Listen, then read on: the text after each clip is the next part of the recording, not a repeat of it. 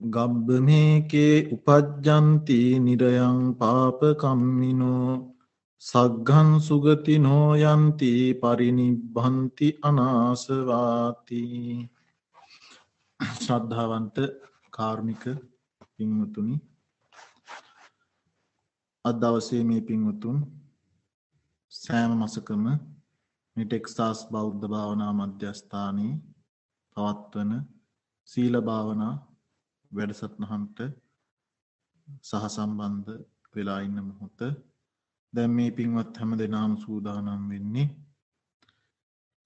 කෙටි ධම්මපද ධර්ම දේශනාවකට සවන් දෙන්න, ධර්ම ශ්‍රවණය කරන්න.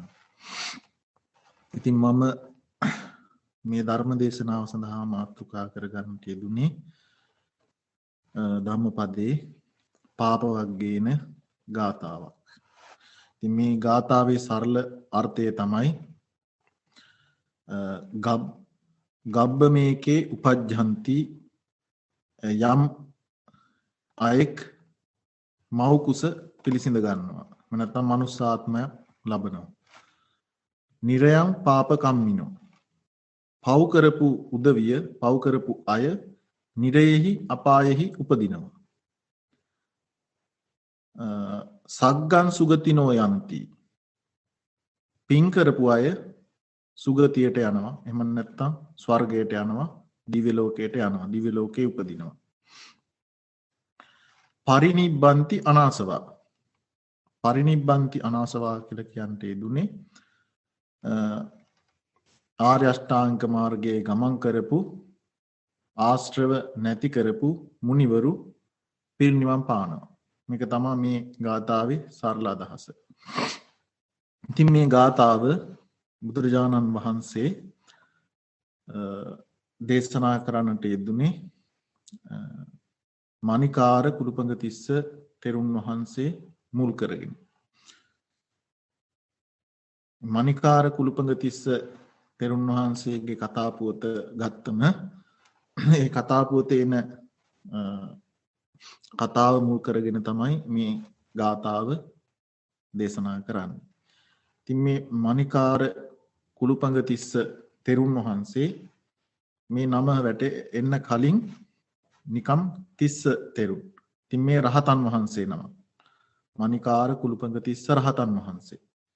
ඉතින් මේ රහතන් වහන්සේට හිතවත් වෙච්ච මණික් වැඩ කරන නිවසක් තිබුණා. මේ නිවසේ ස්වාමියාත් ස්වාමි දියණියත් හැමදෙනාම මේ තිස්ස තෙරුන් වහන්සේ සමග හරිම හිතවත්. ඉතින් නිරන්තරයෙන් දිනපතා මේ රහතන් වහන්සේ උදෙසා, මේ තිස්ස තෙරුන් වහන්සේ උදෙසා ඒ නිවසේ දානය පිළිල කෙරෙනවා. ඉතින් මේ තිස්ස තෙරුන් වහන්සේ දිනපතාම මේ උදවියගේ නිවසට ගිහිල්ලා මේ මණික්කරුවන්ගේ නිවසට ගිහින් පිණ්ඩපාතය ලබාගෙන එහිම වළඳලා ඒ විදියට දීර්ඝ කාලයක් කටයුතු කරන්නට යෙදුණා. ඉතින් මේ නිවසේ ස්වාමියාත් ස්වාමි දියණියත් හැමදෙනාම මේ තිස්ස තෙරුන් වහන්සේ ළඟ ඉතාම හිතවත්. ඉතින් මේ නිවසේ අය දන්නේ නැහැ මේ රහතන් වහන්සේ නමක් කියලා. ඉතින් වසර 12ක් විතර මේ තෙරුන් වහන්සේ මේ නිවසේ ওই විදියට මේ උදවියගේ දාණය වළඳමින් ඔහොම කල් ගත කරන්නට යෙදුණා. ඉතින් මේ නිවසට ඊටමත් හිතවත් නිසා මේ තෙරුන් වහන්සේට මණිකාර කුළුපඟතිස්ස කියන නම පටබැඳුණා. මණිකාර කුළුපඟ කියන්නේ මණික්කරුවන්ට ඊටම හිතවත් කියන එක. මණික්කරුවන්ට ඊටම හිතවත් තිස්ස තෙරුන් වහන්සේ. මණිකාර කුළුපඟතිස්ස තෙරුන්. ඉතින් ඒ නිවසේ අය මේ තිස්ස තෙරුන් වහන්සේව සැලකුවේ තමන්ගේම දරුවෙක් හැටියට. ඉතින් මේ මණිකාර කුළුපඟතිස්ස තෙරුන් වහන්සේත් ඒ උදවියව තමන්ගේ දෙමව්පියන් හැටියට සලකගෙන ඒ විදිහට තමයි කටයුතු කරන්නට යෙදුනේ. ඉතින් දිනපතාම භික්ෂූන් වහන්සේලාගේ සිරිත තමයි ගෙයින් ගෙට පිඬුසිඟා වඩින එක. පිණ්ඩපාතේ වැඩීම. පිනිවසක් ඉදිරි පිටට ගිහිල්ලා සද්ද නැතුව පාත්‍රේ තියාගෙන පිණ්ඩපාතේ ගිහින් ඉන්නවා. එතකොට ඒ නිවසේ අය දැක්කම ගෙදර හදලා තියෙන මොනවා හරි තියෙන දෙයක් පිණ්ඩපාතය සඳහා පූජා කරනවා. ඒ විදිහට තමයි භික්ෂුන් වහන්සේලා පිණ්ඩපාතේ යැපෙන්නේ. පිණ්ඩපාතය සලසා ගන්න. ඉතින් මේ මණිකාර කුළුපඟතිස්ස තෙරුන් වහන්සේ එහෙම නෙවෙයි. දිනපතා මේ මණික් කරුවන්ගේ නිවසට මේ හිතවත් වෙච්ච අයගේ නිවසට දානය සඳහා වැඩම කරනවා. ඒ ගෙදර නිවසේ ඉඳගෙනම දානය වළඳනවා. ඒ පින්වතුනුත් ඊටාම ශ්‍රද්ධාවෙන් දානය පිළිගන්වමින් ඒ වතාවත් ඉෂ්ට සිද්ධ කරනවා. ඉතින් මෙහෙම වසර 12ක් මේ මණිකාර කුළුපඟතිස්ස තෙරුන් වහන්සේ මේ මණික් කරුවන්ගේ නිවසේ මෙහෙම හිතවත්ව දානය වළඳමින් ඔහොම කාලය ගත කරගෙන යනකොට එක දවසක් රාජපුරුෂයෝ මේ මණික් කරුවාගේ නිවසට මණිකක් අරගෙන පැමිණිලා මේ මණික් කරුවාට ආමන්ත්‍රණය කරනවා. එම්බා මණික් කරුව මේක හදිස්සි අවස්ථාවක්, මේක හදිස්සි රාජ නියෝගයක්. මේ මණික වහාම උපදාලා ඉක්මනින්ම රජමාලිගාවට එවන්න සලස්වන්න කියලා මේ මණික් කරුවාට මේ නිවසේ ප්‍රධානියාට මේ මණික දෙන්නට යෙදුණා. ඉතින් මොහු ඒ අවස්ථාවේ මස් කපමින් තමයි ඉඳලා තියෙන්නේ. ඉතින් අතේ ලේ පිටින්ම අතේ තැවරිච්ච මස් කපනකොට තැවරිච්ච ලේ පිටින්ම මේ මණික මොහු අරගෙන පෙට්ටියක් උඩින් තියලා අතේ ලේ තියෙන නිසා අත හොඳට හොද ගන්නවා. ඉතින් ඔය අතරතුර මේ නිවසේ හුරතලෙට ඇති කරනවා කොස්වාලිහිණියෙක්. මේ කොස්වාලිහිණියා අර මණික ලේ තැවරිච්ච මණික ලේ සුවඳත් එක්ක කොස්වාලිහිණිය කියන්නේ මාංශ භක්ෂක පක්ෂී. ඉතින් ලේත් තැවරිලා තියෙන හින්දා මේක මස් වැදල්ලක් කියලා හිතලා මේ කොස්වාලිහිණිය මේ මණික ගිලිනවා. මේක දකින්න මණිකාර කුළුපඟතිස්ස රහතන් වහන්සේ මේක දකින්න. ඉතින් කොස්වාලිහිණිය මේ මණික ගිලලා ඌ ඉන්නවා. ඊළඟට මේ මණික් කරුවා නිවසේ ප්‍රධානියා මේ මණික උපදාන්න මේක දැන් රජතුමාගේ හදිස්සි නියෝගයක්නේ ඉක්මනට කරලා යවන්න ඕනේ නැත්නම් රාජ උදහසට ලක් වෙන නිසා ලහි ලහියේ අත හොදගෙන ඇවිල්ලා තමන් මණික තියපු තැන පෙට්ටිය උඩ නැවත මණික බලනවා. බලනකොට දකින්න මණික නැහැ. තමන් තියපු තැන මණික නැහැ. ඒ පාර මොහු කලබලයටපත් වෙලා නිවසේ තමන්ගේ බිරිඳට පැත්තකට කතා කරලා ඔයා මෙතන තිබ්බ මේ මණික වෙන කොහෙන් හරි අරන් තිබ්බද කියලා මෙහිම විමසනවා. එතකොට කියනවා නෑ මම දැක්කේ නෑ මම අරන් තිබ්බෙත් නෑ කියලා. එතකොට ගෙදර ඉන්න ළමයින් ගෙනුත් අහනවා. ළමයිනුත් මේක දැකලා නෑ. එයාලා අල්ලලත් නෑ. එතකොට මොහු කල්පනා කරනවා මේ නිවසට වෙන කවුරුවත් ආවෙත් නෑ පිටින් කෙනෙක්. මේ මණික මම මෙතන තිබ්බේ මේක නැති වෙන්න විදියක් නෑ. මේක අරගන්න නැත්තේ මේ තෙරුන් වහන්සේ වෙන්නේ නැති කියලා කියනවා. එතකොට බිරිඳ කියනවා එහෙම කතා කියන්නත් එපා. පව් සිද්ධ වෙනවා. ඒ තෙරුන් වහන්සේ අපේ දරුවෙක් වගේ.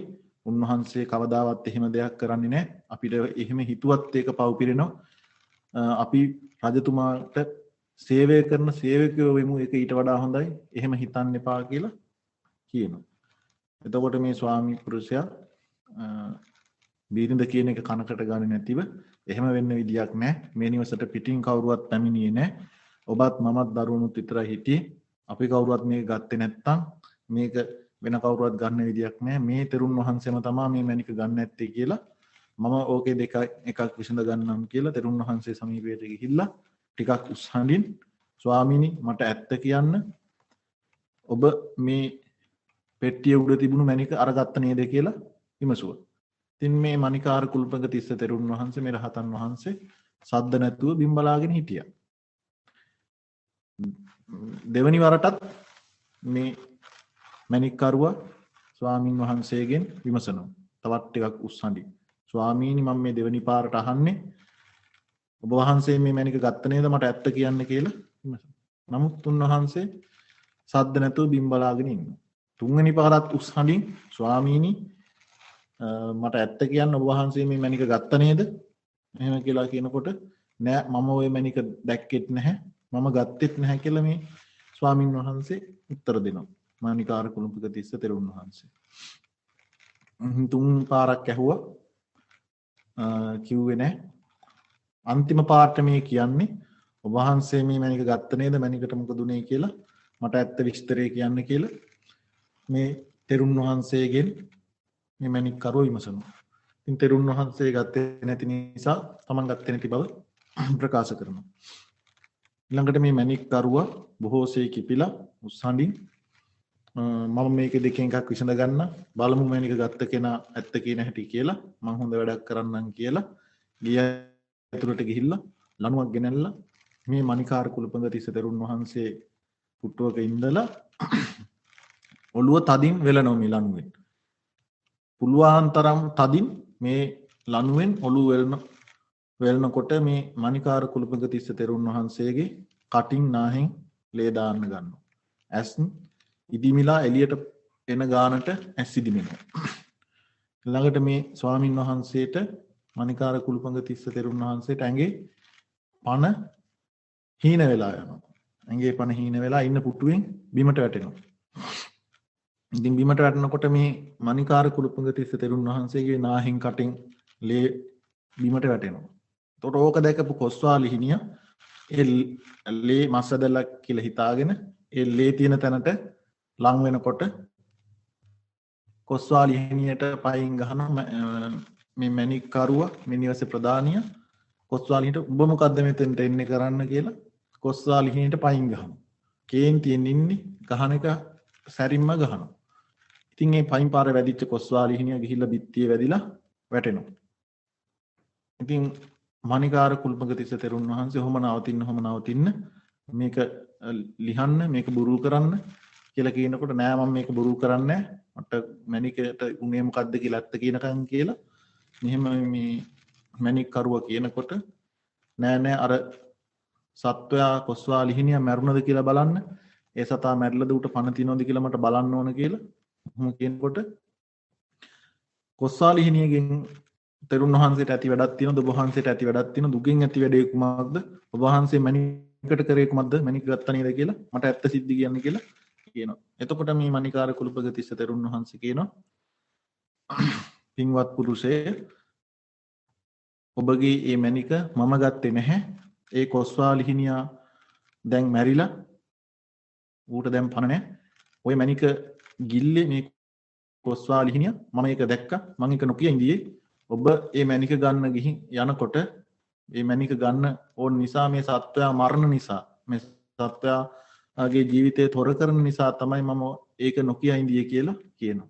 එතකොට මේ මැණික් කරුවා මේ නිවසේ ප්‍රධානිය මහස්සේ දුකට කලබලයටපත් වෙලා උන්වහන්සේ කිව්ව විදියට බලනකොට මේ කොස්වාලිහිනියගේ බඩ පල්ල බලනකොට උගේ බඩේ මැණික තියෙනවා. එතකොට මේක ගිලලා තියෙන්නේ කොස්වාලිහිනිය කියලා මේ නිවසේ හිමි කරුවා දැන් මැණික් කරුවා දැනගන්නවා. ඉතින් ඔහු බොහෝම දුකටපත් වෙලා සංවේගයටපත් වෙලා බයටපත් වෙලා මේ තෙරුන් වහන්සේගේ දෙපා මුල වැඳ වැටිලා අනේ ස්වාමීනි මට සමාව වෙන්න මගේ අතින් නොදැන සිද්ධ වුණේ වැරදි වැටහීම නිසා අනේ මට සමාව දෙනසේක්වා කියලා මෙහෙම වැඳ වැටිලා සමාව ඉල්ලනවා.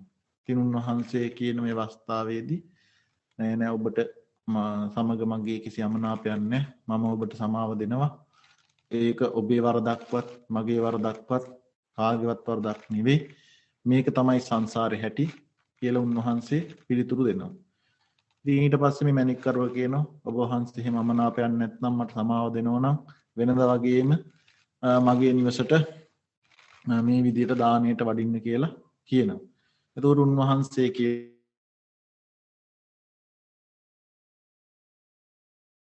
දානේ වළඳන්න වඩින්නේ නැහැ. මම පෙර පරිදිම ගෙයින් ගෙට පිණ්ඩපාතේ ගිහිල්ලා ගේ මිදුලට වෙලා පිණ්ඩපාතේ ලැබෙනකම් බලන් ඉඳලා පිණ්ඩපාතේ ලබා ගන්නවා. ආයෙ නම් මම කවදාවත් දායක නිවසකට ගිහිල්ලා දානේ වළඳන්නේ නැහැ.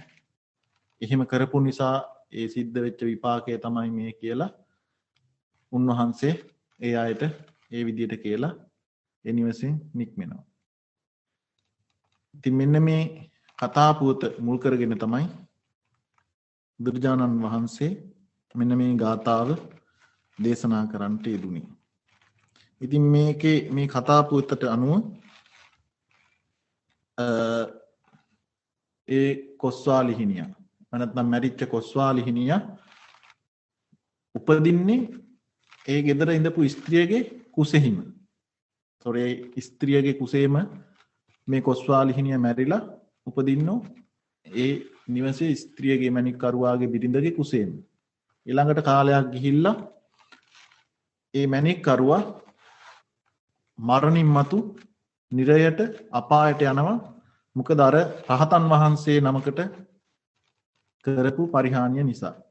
ඒ කරපු දේ නිසා. එයින් ඔහු අපාගාමී වෙනවා, නිරයට යනවා. ඉතින් ඒ ඔහුගේ ස්වාමි දියණිය බිරිඳ මරණින් මතු දිව්‍ය ලෝකයට යනවා. ඉතින් මණිකාර කුලපඟතිස්ස රහතන් වහන්සේ ඒ කිසිවකට යන්නේ නැහැ. උන්වහන්සේ රහත් භාවයට පත් වෙලා ඉඳපු නිසා. ඉතින් රහතුන් වැඩිය මග කිසිම සලකුණක් නැහැ. හරියට පක්ෂීන් අහසේ ගියාට අහසේ කිසිම පාරක් හිටින්නේ නැහැ වගේ රහතන් වහන්සේ නමක් මරණින් මතු පිරිනිවන් පෑවට පස්සේ ආයේ කිසිම ඉපදීමක් නැහැ. ඉතින් මේකෙන් මේ කතා පුවතෙන් පෙන්වා දෙන්නේ ඒ පණිවිඩය. මේ ගාථාවේ එන විදියට කතාවෙත් එන විදියට නොඑක් සමහර මිනිස්සු මැරිලා ආයෙත් මනුස්සාත්මයක උපදිනවා. මව් කුසක පිළිසිඳ ගන්නවා. සමහර මිනිස්සු මැරිලා අපාය යනවා. ඒ මොන මිනිස්සුද? පව් කරපු මිනිස්සු, අකුසල් කරපු මිනිස්සු. සමහර මිනිස්සු සුගතියෙහි උපදිනවා, දිව්‍ය ලෝකයට යනවා. ඒ මොන මිනිස්සුද? පින් කරගත්තු, කුසල් කරගත්තු මිනිස්සු, කුසල් කරගත්තු අය. නමුත් ආශ්‍රවයන් ප්‍රහාණය කරපු, ආර්ය අෂ්ටාංග මාර්ගය වඩපු, නිවන් පසක් කර ගනිපු ඒ ආර්ය උත්තමයන් වහන්සේලා මරණින් මතු පිරිනිවන් පානවා කියන තමයි මේ ගාථාවේ පෙන්වා දෙන්නේ. ඉතින් එහෙමනම්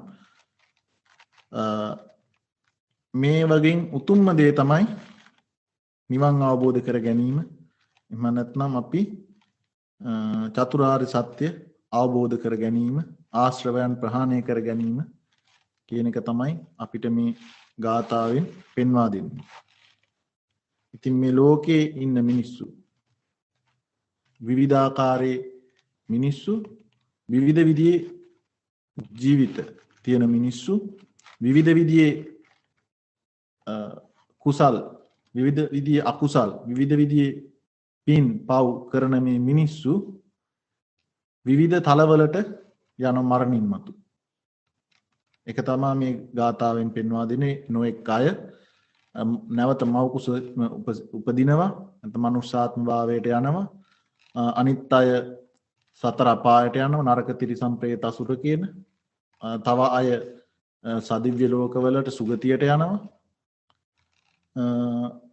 ආශ්‍රවයන් ප්‍රහාණය කරපු, නිවන් අවබෝධ කරගනිපු උත්තමිය පිරිනිවන් පාන රහතන් වහන්සේලා වැනි උත්තමිය.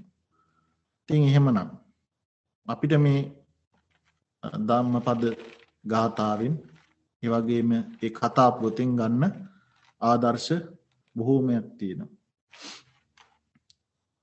ඉතින් මේක ගිහි පින්වතුන්ට, පැවිදි අයටත්, පැවිදි පක්ෂයේ අයටත්, පූජ්‍ය පක්ෂයේ අයටත් මේ කතාව තුලින් ගන්න පුළුවන් ආදර්ශ වෙන්නේ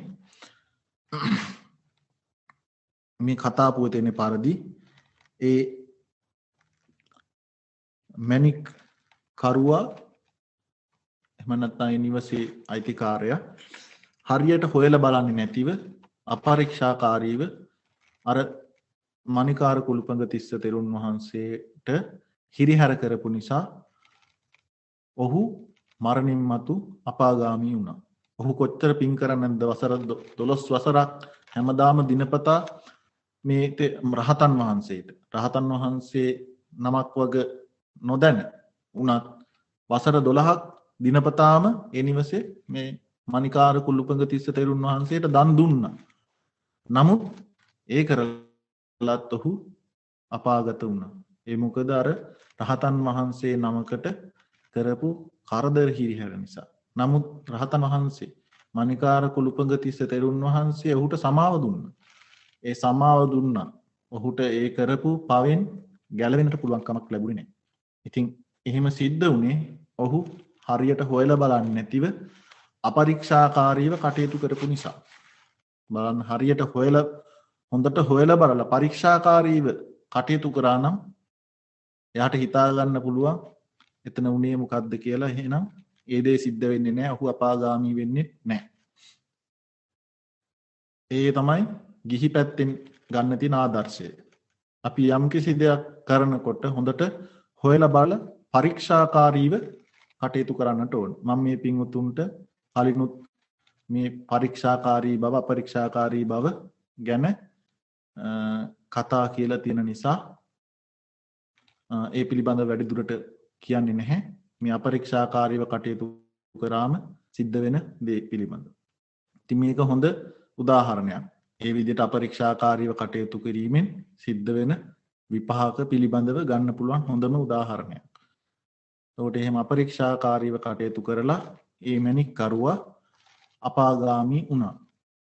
කොච්චර පින්දහම් කරමින් ඉඳියත් ඔහු ඒ කරපු පාප කර්මය නිසා ඔහුට අපාගාමී වෙන්නට සිද්ධ වුණා. ඒ විදිහේ අපේ මේ ජීවිතයේදී ඔය විදිහට අපි අපරීක්ෂාකාරීව හරියට හොයලා බලන්නේ නැතුව කරන කියන යම් කටයුතු නිසා අපේ ජීවිතයේ අපිට නොඑක් දේවල් වලට මුහුණ පාන්නට සිද්ධ වෙනවා. නොඑක් පසුතැවීම් වලට, නොඑක් කරදර බාධක වලට මුහුණ පාන්නට සිද්ධ වෙනවා. මොන නිසාද? අපරීක්ෂාකාරීව හරියට හොයලා බලන්නේ නැතුව කටයුතු කරන නිසා. ඒ නිසා මේ පරීක්ෂාකාරීව කටයුතු කිරීම, සොයා බලා කටයුතු කිරීම කියන එක අපේ ජීවිතවලට ඉතාමත් වැදගත් වෙන දෙයක් හැම පැත්තකින්ම. කොයි පැත්තෙන් ගත්තත් පරීක්ෂාකාරීව හොයා බලා කටයුතු කිරීම අපිට ඉතාම වැදගත් දෙයක්. ගිහි ජීවිතයක් ගත කරන අය වුණත්, පැවිදි ජීවිතයක් ගත කරන අය වුණත් මේ පරීක්ෂාකාරී බව සොයා බලා කටයුතු කිරීම කියන එක අපේ ජීවිතවලට අපි කරන කියන සෑම කටයුත්තකදීම ඉතාමත් වැදගත් දෙයක් වෙනවා. හොයලා බලන්නේ නැතුව අපරීක්ෂාකාරීව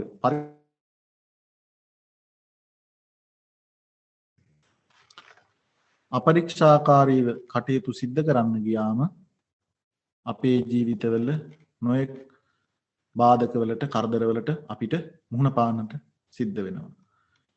හරියට මේ මැණික් කරුවා අපරීක්ෂාකාරීව කටයුතු කරලා අපාගාමී වුණා වගේ. ඒ විදිහේ අපිත් අපේ ජීවිතවලදී කරන කියන කටයුතු වලදී අපරීක්ෂාකාරීව හොයා බලන්න නැතුව කටයුතු කරන්න ගියොත් අපට සිද්ධ වෙන්නේ ඒ වගේ ඉරණම් තමයි. අනිත් එක තමයි පැවිදි අය හැටියට පැවිදි පාර්ශවයට ගන්න පුළුවන් ආදර්ශය වෙන්නේ මේ මණිකාර කුළුපඟ තිස්ස රහතන් වහන්සේ. මේ තිස්ස තමයි නම මේ තෙරුන් රහතන් වහන්සේ. එතකොට මේ දායක නිවසට නිරන්තරයෙන් වැඩම කරපු නිසා, ඒ වගේම ඔහු ඒ අය සමග කුළුපඟ වෙච්ච නිසා, නිතර හැම දිනකම වගේ ඒ නිවසට ආපු ගිහිපු නිසා, එයා අතර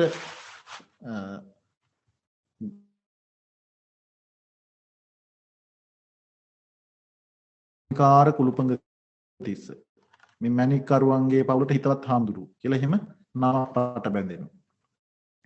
ඒ එකක්. අනිත් එක තමයි එහෙම මේ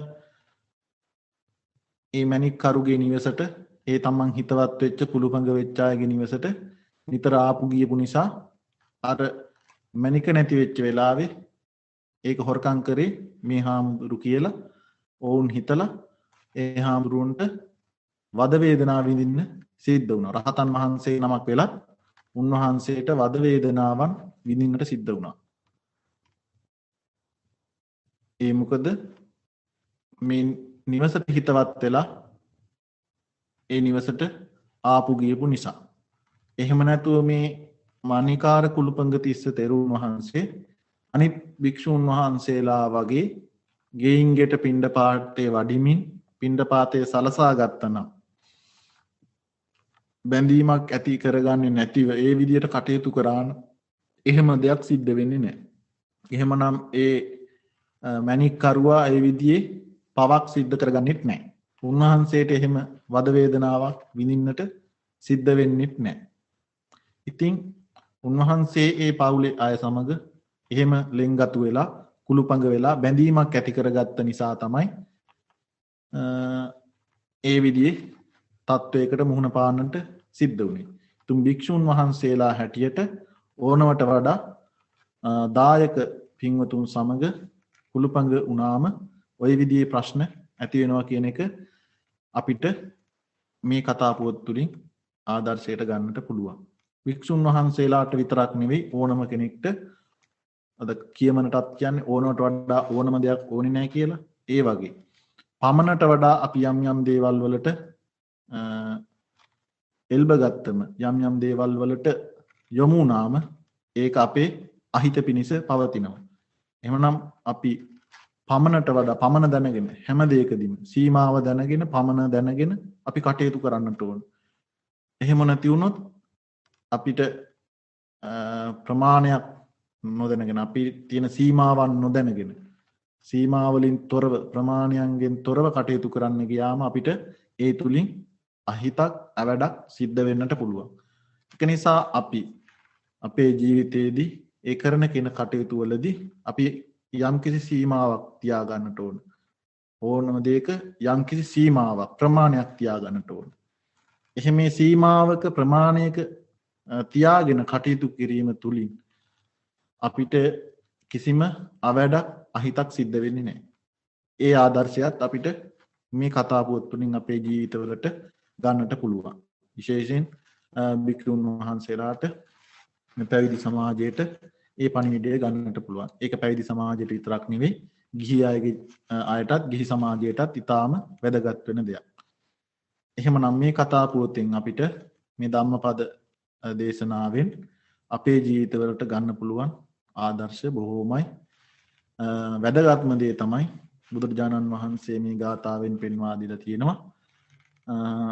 මේ හැම දෙයකටම වඩා බොහෝ පින් කරන මිනිස්සු සුගතියේ උපදිනවා, දිව්‍ය ලෝකයේ උපදිනවා. පව් කරන මිනිස්සු අපායේ උපදිනවා. සමහර මිනිස්සු මනුස්ස ලෝකයේ උපදිනවා. මේ ඔක්කොටම වඩා මේ ඉපදෙන එක නැති කරන එක. එහෙම නැත්නම් නිවන් අවබෝධ කර ගැනීම වටිනවා කියන එක තමයි ඒ තුලින් පෙන්වා දීලා තිබෙන්නේ. නම් මේ හැම දෙයකටම වඩා නිර්වාණගාමී ප්‍රතිපදාව, නිවන් මාර්ගයේ ගමන් කිරීම, නිවන් පසක් කර ගැනීම, ආශ්‍රවයන් ප්‍රහාණය කර ගැනීම, කෙලෙසුන් නැසීම උතුම්ම දේ කියන එක තමයි මේ තුලින් පෙන්වා දීලා තිබෙන්නේ. මේ කොයි දෙයකටත් වඩා වටින්නේ ඒ දේ කියන එක තමයි බුදුරජාණන් වහන්සේ ගාථාව තුලින් පෙන්වා දීලා තිබෙන්නේ. ඉතින් කල්පනා කරගන්න මේ කතා පුවත අනුවත් මේ ගාථාව අනුවත් මේ පින් උතුම්ගේ ජීවිතවලට ඉතාමත් වටිනා යමක් එකතු කරගන්නට පුළුවන් වෙන්නේ නැති. විශේෂයෙන්ම මේ තුලින් අපි ළඟා කරගන්නට ඕන අපි මේ වගේ මේ ධම්මපදය කියලා කියන්නේ බෞද්ධයාගේ අත්පොත කියන එක කියලා හැටියට තමයි සඳහන් කරන්නේ. ඉතින් මේකේ තියෙන පුංචි ගාථා උනත් සූත්‍ර තරම් ගැඹුරු නැති උනත් මේක තියෙන කතා පුවත් උනත් මේවා තුලින් අපිට ගන්න පුළුවන් බොහෝ ආදර්ශ තියෙනවා. ඒ ගාථාවෙන් ගන්න පුළුවන් බොහෝ ධර්ම කරුණු තියෙනවා. ගාථා වලින් ගන්න පුළුවන් බොහෝ ධර්ම කරුණු. ඒ ධර්ම කරුණු එකින් එක බෙදා බලනකොට බොහෝම සංකීර්ණ ධර්ම කරුණු පවා අපිට ඉගෙන ගන්න පුළුවන්, අධ්‍යයනය කරන්න පුළුවන්. ඒ ගාථාවන් තුලින්. ඊළඟට මේ වගේ එන කතාපුවත් අනුව ඒ කතාපුවත් අනුව අපේ ජීවිතයට බොහෝ කරුණු කාරණා එක්රැස් කර ගන්න පුළුවන්. බොහෝ ආදර්ශ එකතු කර ගන්නට පුළුවන්. අපේ ජීවිතේ ඒ අනුව හැඩගස්වා ගන්නට පුළුවන්. අපේ ජීවිතයේ තියෙන අඩුපාඩුකම් මගහරවා ගන්නට පුළුවන්. ඉතින් එහෙමනම් කල්පනා කරගන්න මේ පින්වුතුන් මේ අවස්ථාවේදී එවැනි වටිනා උතුම් ජීවිතයට වැදගත් වෙන ධර්ම කරුණු කිහිපයකට සවන් දෙන්නට යෙදුණා. මෙය මෙතෙක් වෙලා මේ ධර්ම දේශනාව ශ්‍රවණය කිරීම තුළින් ජනිත කරගන්නට යෙදුණු සියලු පින් කුසල් අපි දෙවියන්ටත් මියගිය ඥාතීන්ටත් අනුමෝදන් කරමු. අපේ මියගිය ඥාතීන් මේ පින් අනුමෝදන්ව ඔවුන්ගේ භවගාමී ජීවිත සුවපත් කරගනිත්වා, දුක නම් දුකින් අත මිදෙත්වා, සැප නම් සැප වඩා වර්ධනය කරගනිත්වා, ජීවිත කෙලවර නිවන් දැක බුදුන් දැක නිවන් දකින්නට අපේ මළගේ ඥාතීන්ට මේ පින් කුසල් හේතු වේවා, වාසනාව වේවා යන ප්‍රාර්ථනාවෙන් මළගේ ඥාතීන්ට පින් අනුමෝදන් කිරීමක් හැටියට සාදුකාරයක් පවත්වන්න. ඒ වගේම අපි ක්‍රැස් කරගන්නට යෙදුණු, ජනිත කරගන්නට යෙදුණු මේ සියලු පින් කුසල් ශාසනයට ලෝකයත් අපිව ආරක්ෂා කරන සියලුම දෙවියන්ටත් මේ පින් කුසල් අනුමෝදන් කරමු. දෙවියොත් මේ පින් කුසල් අනුමෝදන් වෙලා සතුටටපත් වෙලා දෙවියන්ගේ දිව්‍ය සසුරු වර්ධනය කරගනිත්වා. ඔබ අප සෑම සියලු දෙනාම කල්ටලාට රැක බලා දෙත්වා, ආරක්ෂා කර දෙත්වා. දෙවියෝද ප්‍රාර්ථනීය බෝධියකින් නිවන් අවබෝධ කරගනිත්වා යන ප්‍රාර්ථනාවෙන් දෙවියන්ටත් පින් අනුමෝදන් කිරීමක් හැටියට සාදුකාරයක් පවත්වනවා.